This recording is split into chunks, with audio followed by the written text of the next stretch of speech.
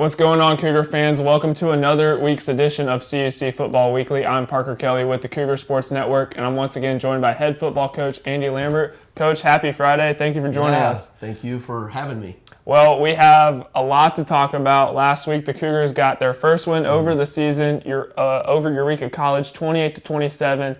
It was a thrilling win, one that came down to the wire. It's a game of inches. That's one of the great things about football. How does that win really propel this team in the back half of the regular season? Well, we'll see. I think, the emotion was just fantastic, and just the way that it ended with the boink off the upright. It was just literally until the last inch you didn't know what the outcome was going to be. So I think it was super enjoyable, and we played kind of that game that we have talked about. We did have the one turnover and then a punt return that they got deep, So, but other than that, we didn't make those major mistakes. The defense was so good in the red zone, like crazy good. I think coming off of that, you just hope that you can carry that through and play with that kind of juice, this weekend. So we'll see. I mean, practice was, early on, I think lacked some energy, which is strange if you think about it, but, maybe not so much if you've been at this for a long time. But we practiced much better, on Wednesday and Thursday, and so I think we'll come out with good running around energy today in our run through. But that's going to be important, that we do capture the momentum. And it's been strange because we've had momentum even in those losses the last couple weeks. That's a long answer to say. I sure hope so. I sure hope we can build on that and play really well early on Saturday. And you were talking about that red zone defense. This was a game that Eureka led 24-7 going into halftime, and then the Cougars outscored the Red Devils 21-3 in the second. And that red zone defense was phenomenal.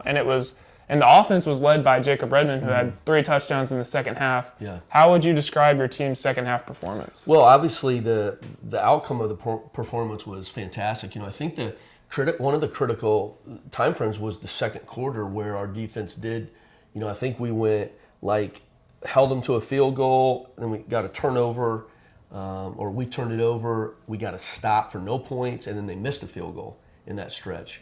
That was really what allowed us to even be in the game at halftime. I don't know. We didn't have to make a lot of adjustments. We didn't give any fiery halftime speeches. They just came out, and sometimes a team, if they work hard at it, throughout all the games at trying to be in that place to come out and win that first 6 minutes of the second half, which we really haven't done yet this year. But you got to keep trying, right? You got to keep coming out with that mindset, and eventually it's going to pay off, right? And it did on Saturday. And you were talking about in our post-game interview how the team was very internally motivated. They sure looked that way in the second half, for sure. Yeah. So, who knows, right? This collective momentum and confidence that people get, it just sometimes happens, but that's why you have to keep trying hard, right? That's why you have to keep believing and keep hope alive and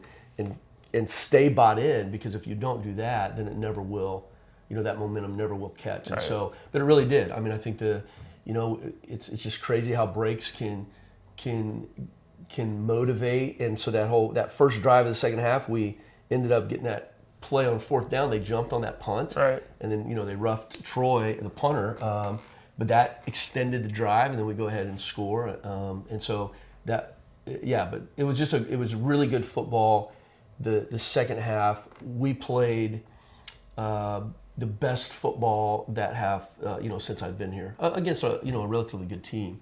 So I think that's really a symbol of what's to come. It's a little bit what we talked about after the game is the best is yet to come, right? I mean, we've just got to hold tight and don't flinch. And let's go ahead and talk about tomorrow. So the Cougars are welcoming a St. Norbert College team who is not the same team that we've seen in previous years. They're still very solid. So it's going to be a tough opponent for the Cougars, but the Cougars were able to create a little momentum Saturday. So what is the strategy going in tomorrow's big game versus the Green Knights? Yeah, again, we limit any major mistakes, right? I think, even if you go back to all the way back to probably Greenville, right? Like, I think we talked about this last week, where just limit the major mistakes. Don't hit the ball in the net. You're a golfer. You golf. Don't hit the ball out of bounds, right? Don't take penalty strokes. So that has to be the number one goal going in. And then I think right now we really have a lot of confidence that we can make plays, like we can get some chunks, get the ball downfield, and so I think both of those combinations, and then the defense on the other side really not giving up major plays, right? So I think that narrative has flipped, or is beginning to flip, where now we feel like, okay, we can grab 50 yards in a single play at times, and our defense is not going to give those up, right? And so that's been a long 2.5-year process, but I think that's what you saw for most of the game on Saturday. And that's what we need to see against St. Norbert, yeah. Well, I know Peter and I will both be on the call tomorrow. Looking forward to it. Coach, thank you for your time today, and good luck tomorrow. All right, thank you. And make sure to check out the Cougars as they host St. Norbert College. Kickoff is set for 1 p.m., and coverage can be found on our athletics website at cucougars.com/coverage. I'm Parker Kelly signing off, and we'll see you next week on CUC Football Weekly. Go Cougars.